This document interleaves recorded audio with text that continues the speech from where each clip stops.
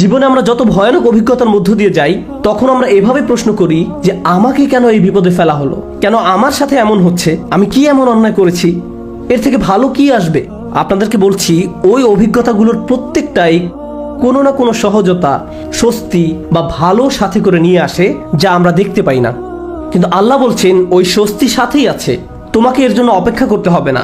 এটা একই সময়ে কষ্টের সাথে সহাবস্থান করে, কষ্টের সঙ্গেই এই স্বস্তির অবস্থান। ইন্না মাআল উসরি ইউসরা।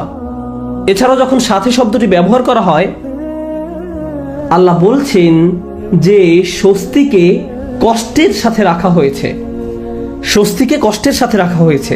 যেভাবে তিনি রাতকে দিনের সাথে রেখেছেন, তিনি যেভাবে মেঘমালাকে বৃষ্টির সাথে রেখেছেন, অনেক জিনিস আছে যেগুলো তিনি একত্রে রেখেছেন।